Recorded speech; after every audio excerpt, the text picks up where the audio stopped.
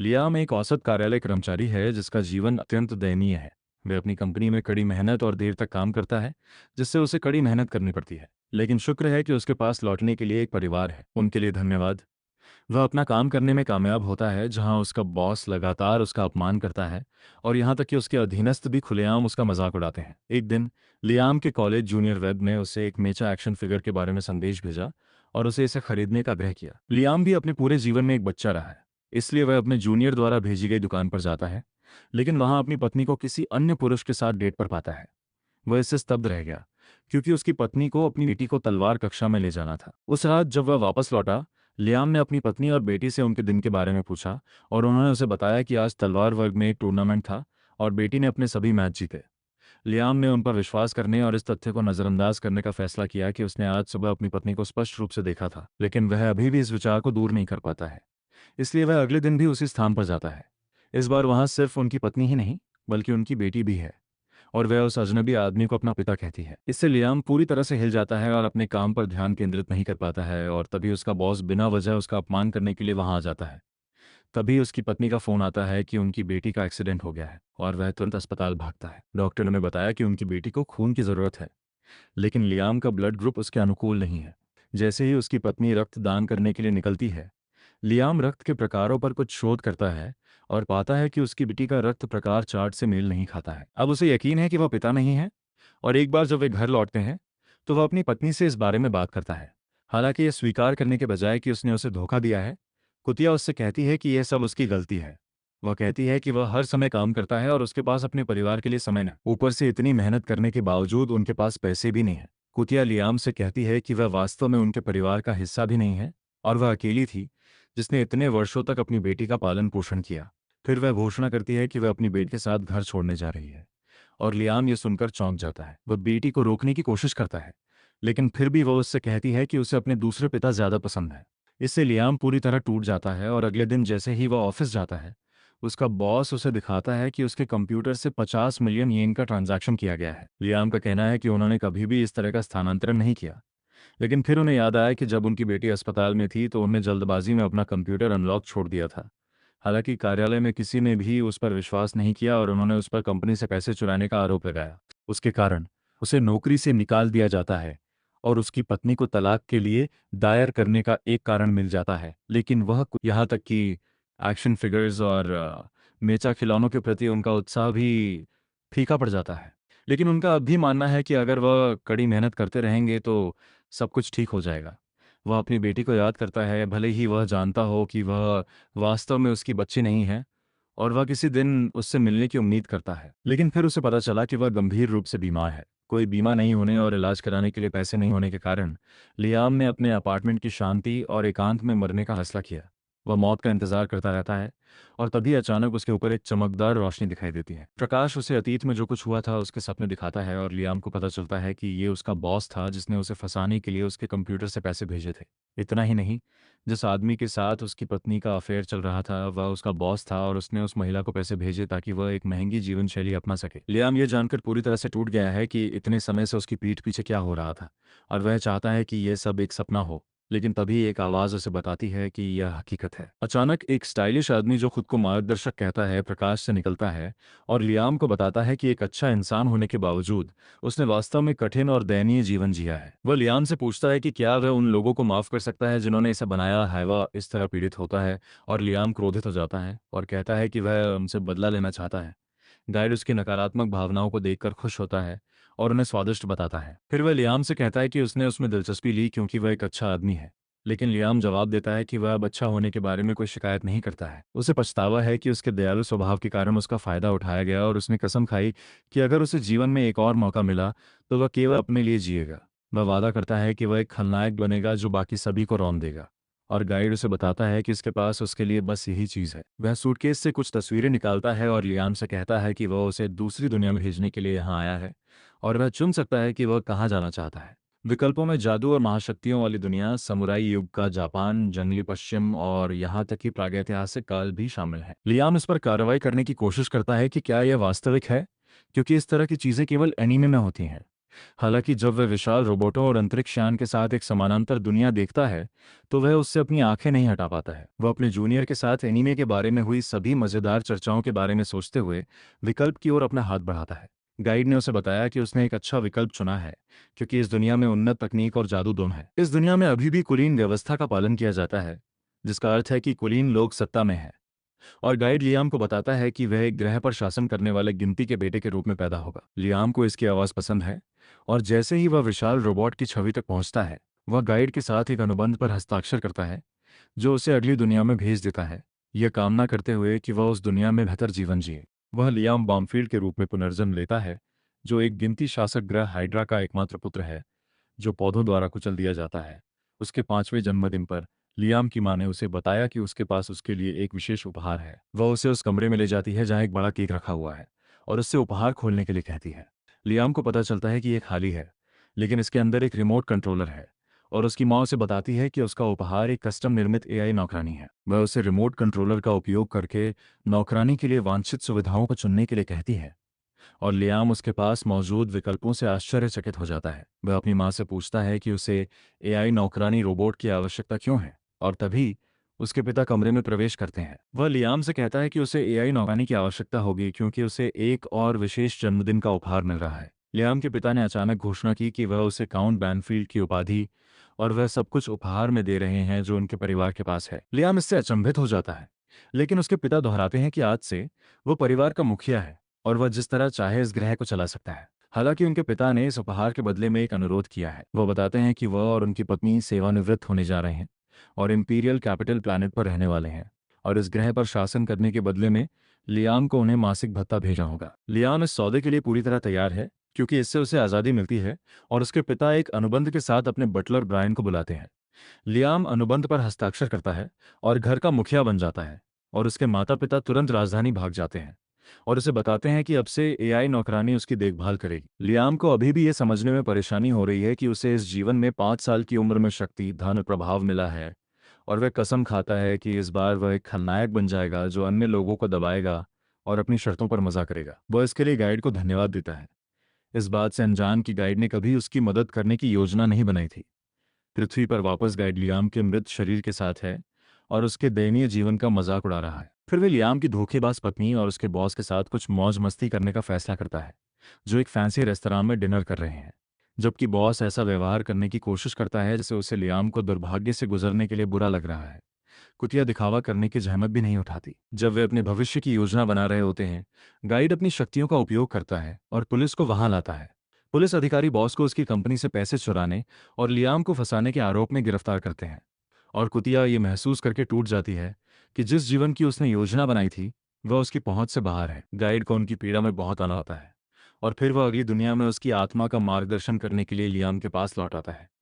सच तो यह है कि उसने लियाम को अगले जीवन में और भी अधिक कष्ट सहने की व्यवस्था कर दी है। गाइड जानता है कि जब उसे पता चलेगा कि उसे स्थापित किया गया है, तो लियाम ऐसा करेगा उसकी सभी नकारात्मक भावनाओं को उसकी ओर निर्देशित करें, और वह उन भावनाओं को और भी मजबूत बनने के लिए उपभोग करेगा। इतना ही नहीं, अगली दुनिया में जीवन काल अविश्वसनीय रूप से लंबा है, और गाइड को उम्मीद है कि लियाम लंबे समय तक पीड़ित रहेगा और उसे पोषण प्रदान करता रहेगा।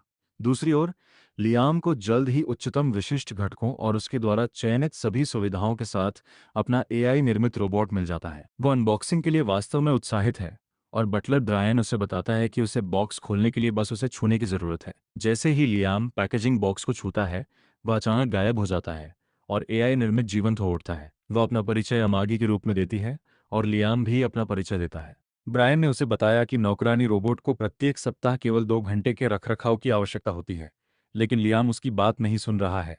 छोटा विकृत व्यक्ति अमागी की सभी विशेषताओं को विस्तार से जांचने के लिए उसे अपने साथ खेल के कमरे में ले जाता है, और एक बार जब वे वापस लौटते हैं तो वह वास्तव में उसके साथ सहज होता है। ब्रायन यह सोचकर घबरा जाता है कि उसका नया मालिक एक विकृत व्यक्ति है, लेकिन लियाम उसे आराम करने के लिए कहता है क्योंकि उसका दिमाग एक 36 वर्षीय वयस्क का दिमाग है। ब्रायन ने उन्हें बताया कि 36 साल के लोगों को अभी बच्चा माना जाता है, और इमागी कहते हैं कि साम्राज्य में वयस्कता की आधिकारिक उम्र 50 है। हालांकि अधिकांश लोगों को 100 तक पहुंचने तक उचित वयस्क नहीं माना जाता है, और औसत जीवन प्रत्याशा भी लगभग 500 वर्ष है। लियाम उन सभी चीज़ों के बारे में सोचकर उत्साहित हो जाता है जो वह अपने लंबे जीवन में कर सकता है, लेकिन फिर ब्रायन उसे चेतावनी देता है कि वह अमागी के बहुत करीब न रहे। लियाम ने उससे इसका कारण पूछा और बटलर ने बताया कि साम्राज्य एआई से किसी भी चीज़ से अधिक नफरत करता है, क्योंकि एआई ने एक बार मानवता को लगभग मिटा दिया था। सौभाग्य से बहादुर लोगों के एक समूह ने एआई को मानवता को पूरी तरह से विलुप्त होने से रोक दिया और उन लोगों ने साम्राज्य की स्थापना की और अब वे किसी भी रूप में एआई से नफरत करते हैं। लियाम इस बात को लेकर उत्सुक है कि अगर उसकी माँ को इसके बारे में पता होता तो वह उसे एआई नौकरानी क्यों देती, और ब्रायन इसे उससे गुप्त रखने की कोशिश करता है। हालांकि लियाम उस पर मैं अब कप्तान हूँ भाषण खींचता है और सच्चाई प्रकट करने का आदेश देता है। ब्रायन घबराकर लियाम को बताता है कि उसके माता पिता उसे छोड़कर भाग गए क्योंकि उनका परिवार कर्ज में डूब गया है। यह सुनकर लियाम हैरान रह जाता है और ब्रायन बताता है कि उसके परदादा एक महान व्यक्ति थे, लेकिन उनके उत्तराधिकारी ग्रह पर शासन करने में बहुत खराब थे। बटलर फिर बताते हैं कि उनके अधिकांश संसाधन ऋणदाताओं के नियंत्रण में हैं और यहाँ तक कि उनके ग्रह की अर्थव्यवस्था भी अच्छी नहीं है। लियाम को समझ में नहीं आता कि उसके माता पिता अपने घटते क्षेत्र की सारी जिम्मेदारी उस पर क्यों डालेंगे, और ब्रायन उसे बताता है कि उन्होंने उसे जन्म देने का एकमात्र कारण यह था कि वे अपनी जिम्मेदारियां उस पर डाल सकें। लियाम नाराज है क्योंकि वह एक जीवन ऐसे दौर से गुजरा है जब उसे इस्तेमाल किया गया और फिर त्याग दिया गया, और ऐसा लगता है कि वही चीज़ फिर से होने वाली है। वह फैसला करता है कि जब तक वह इसके बारे में कुछ कर सकता है तब तक ऐसा नहीं होगा, और अमागी से कहता है कि वे दोनों इस समाज के लिए बहिष्कृत हैं, इसलिए उन्हें एक साथ आना चाहिए। वह नौकरानी को अपने साथ आने के लिए कहता है क्योंकि साथ मिलकर वे जो चाहें करने की शक्ति हासिल कर सकते हैं, लेकिन वह इनकार कर देती है और उसके सामने घुटने टेक देती है। वह लियाम से कहती है कि इस दुनिया में उसका एकमात्र उद्देश्य उसकी सेवा करना है और उसे उसके साथ टीम बनाने के लिए कहने की जरूरत नहीं है। वह किसी भी संभव तरीके से उसकी सेवा करने का वादा करती है और लियाम मानवता की रक्षा के लिए उसे रोबोटिक्स के 3 नियम देकर फैसला करता है। हालांकि वह तुरंत अपना मन बदल लेता है क्योंकि वह अब अच्छा आदमी नहीं रहेगा। वह जितना हो सके उतना स्वार्थी होने का फैसला करता है और 3 कानूनों को संशोधित करता है ताकि वे केवल उस पर लागू हों। पहला कानून कहता है कि अमागी अपने मालिक को प्रत्यक्ष या अप्रत्यक्ष रूप से नुकसान नहीं पहुंचा सकती। दूसरा कानून उसे अपने सभी आदेशों का पालन करने के लिए कहता है, और तीसरा कानून उसे तब तक अपनी रक्षा करने के लिए कहता है जब तक उसे पहले 2 कानूनों का उल्लंघन करने की आवश्यकता नहीं होती है। एक बार जब अमागी ने 3 कानूनों को अपने सिस्टम में शामिल कर लिया तो लियाम ने उससे पूछा कि उसे अपने क्षेत्र को बेहतर और समृद्ध बनाने के लिए क्या करना चाहिए। वह सुझाव देती है कि वह एक शिक्षा कैप्सूल का उपयोग करें जो ज्ञान और अनुभव को सीधे उसके मस्तिष्क में डाल देगा और उसके शरीर को भी मजबूत करेगा। वह उससे कहती है कि उसे कुछ महीनों के लिए शिक्षा कैप्सूल में रहना होगा और उस दौरान वह उसकी ओर से उसके क्षेत्र की देखभाल कर सकती है। यह सुनकर ब्रायन घबरा जाता है और लियाम से कहता है कि एक एआई नौकरानी को पूरे क्षेत्र को संभालने देना मानवता के लिए खतरनाक है। लियाम उसे बताता है कि यह खतरनाक नहीं है क्योंकि वह मानवता को नष्ट नहीं करना चाहता है, और उसके अनुसार दूसरा नियम अमागी उसके निर्देशों का पूरी तरह से पालन करेगा। घबराया हुआ ब्रायन लियाम से कहता है कि साम्राज्य इसे स्वीकार नहीं करेगा, लेकिन अमागी संविधान की जांच करता है और जवाब देता है कि एआई को शासन कर्तव्यों में मदद करने से रोकने वाला कोई कानून नहीं है। इसके साथ लियाम ब्रायन को एक शिक्षा कैप्सूल तैयार करने का आदेश देता है और अपनी अनुपस्थिति में सभी अधिकार अमागी को देता है। एक बार जब वह शिक्षा कैप्सूल के अंदर पहुंच जाता है तो लियाम अमागी से पूछता है कि क्या वह भावनाओं को महसूस कर सकती है या उनकी नकल भी कर सकती है, क्योंकि वह एआई नौकरानी के लिए काफी उन्नत है। अमागी ने जवाब दिया कि वह नहीं जानती कि वह भावनाओं को महसूस करने या उनकी नकल करने में सक्षम है या नहीं, लेकिन जब लियाम ने उससे पहले उसके साथ टीम बनाने के लिए कहा तो उसने पाया कि उसका कैश अचानक डेटा से भर गया है। लियाम को एहसास होता है कि अमागी वास्तव में कुछ प्रकार की भावनाओं को महसूस कर सकती है और वह उसे अपनी स्कूल और कॉलेज की पढ़ाई के दौरान हर चीज का ख्याल रखने के लिए कहता है। लियाम ठीक 2 साल बाद अपने मस्तिष्क में दशकों की जानकारी और अनुभव संग्रहित करके शिक्षा कैप्सूल से बाहर निकलता है। उसे यह जानकर आश्चर्य हुआ कि वह वहां 2 साल से था, और अमागी ने उसे बताया कि यह स्वाभाविक है क्योंकि उसे शिक्षा कैप्सूल के अंदर समय का कोई एहसास नहीं था।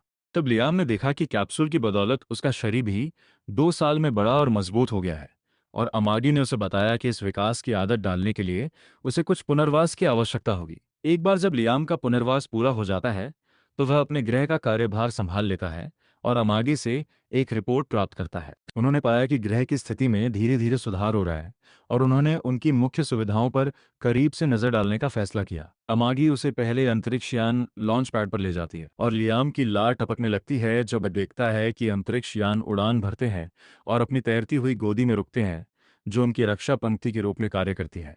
जब वह सैनिकों द्वारा संचालित विशाल युद्ध रोबोट को देखता है तो वह और भी अधिक उत्साहित हो जाता है, लेकिन अमागी ने उन्हें बताया कि उनमें से अधिकांश उपयोग में नहीं है क्योंकि उनके पास उनकी मरम्मत के लिए बजट नहीं है। लियाम का कहना है कि वह भी विशाल युद्ध रोबोट के अंदर रहना चाहता है और अमागी उसके लिए इसकी व्यवस्थित किया जाता है। वो उससे बस कल्पना करने के लिए कहती है कि वह रोबोट को कैसे चलाना चाहता है और ये वैसा ही करेगा।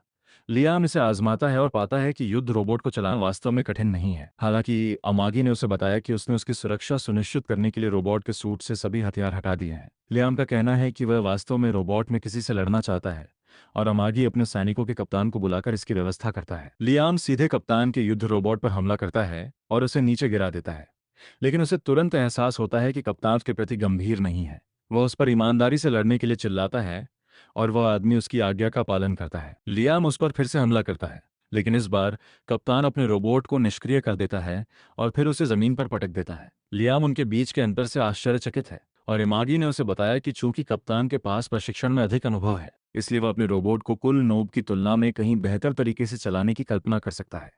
इससे लियाम को एहसास होता है कि वह बहुत कमजोर है और वह मजबूत बनने के लिए प्रशिक्षण लेने का फैसला करता है। वह ब्रायन को उसके लिए सबसे अच्छा मार्शल आर्ट प्रशिक्षक ढूंढने का आदेश देता है और बटलर उसे बताता है कि वह एक शासक है, इसलिए उसे लड़ना सीखने की जरूरत नहीं है। लियाम ने अपनी सलाह बंद कर दी क्योंकि पिछले जीवन में शक्तिशाली लोगों ने उसका दमन किया था और इस बार वह किसी और से अधिक शक्तिशाली बनना चाहता है। इसके तुरंत बाद यासुशी नाम का एक समुराई लियाम का शिक्षक बनने के लिए महल के बाहर आता है। मुसाशी मिहोक को देखने के बाद लियाम तुरंत फैनबॉय करना शुरू कर देता है और सोचता है कि वह एक महान मार्शल आर्टिस्ट है।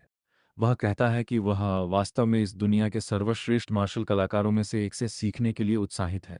और यासु के मन में दार्शनिक विचार पनपने लगते हैं कि कैसे वह अपनी मार्शल आर्ट शैली को पूरे साम्राज्य में सर्वश्रेष्ठ बनाने का प्रयास करता है, लेकिन ये एक ऐसी प्रक्रिया है जो कभी समाप्त नहीं होती है। लियाम अब उससे और भी अधिक मोहित हो गया है और जब अमागी ने उसे चेतावनी देने की कोशिश की कि तलवारबाज संदिग्ध दिखता है, तो उसने उसकी चेतावनी को नजरअंदाज करते हुए कहा कि थोड़ा संदिग्ध होना इस बात का प्रमाण है कि वह एक महान तलवारबाज है। उसे यकीन है कि यासु का ध्यान पूरी तरह से मजबूत बनने पर है, इसलिए वह दुनिया से अलग दिखता है, लेकिन अमागी उससे कहती है कि कम से कम उसकी परीक्षा ली जाए। लियाम सहमत हो जाता है और यासु को अपना कौशल दिखाने के लिए कहता है, इसलिए वह उसे पास के एक स्थान पर ले जाता है जहां कुछ लकड़ी के लट्ठे होते हैं सीधे खड़े हों। यासु का कहना है कि वह उसे अपनी मार्शल आर्ट शैली की गुप्त तकनीक दिखाने जा रहा है, लेकिन वह उसे केवल एक बार ही दिखा सकता है और उसे उस अवसर में इसे याद करना होगा।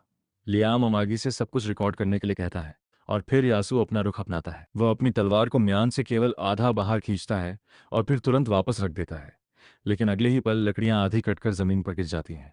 लियाम ये देखकर चौंक जाता है और वह मागी से रिकॉर्डिंग का विश्लेषण करने और उसे ये बताने के लिए कहता है कि यासु ने ये कैसे किया। रिकॉर्डिंग से पता चलता है कि उसने अपनी तलवार भी नहीं निकाली थी और लियाम अवाक रह गया क्योंकि उसे लगता है कि यासु इतना तेज था कि मागी भी उसकी हरकतों को ठीक से रिकॉर्ड नहीं कर सका। वह उत्सुकता से यासु को अपना शिक्षक बनने के लिए कहता है और वह सहर्ष स्वीकार कर लेता है। हालांकि वह बाद में रात में साइट पर लौटता है, लियाम पर हंसता है क्योंकि वह उसकी चाल में फंस गया था जिसमें उन लॉग का इस्तेमाल किया गया था जो पहले से ही आधे में कटे हुए थे।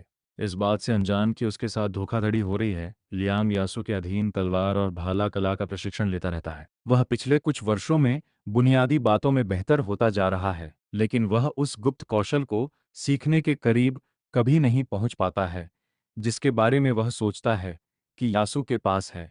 एक शाम 3 साल तक कठिन प्रशिक्षण के बाद लियाम लकड़ी के एक लट्ठे को हवाई स्लैश से काटने की कोशिश करता है, लेकिन जाहिर तौर पर कुछ नहीं होता है।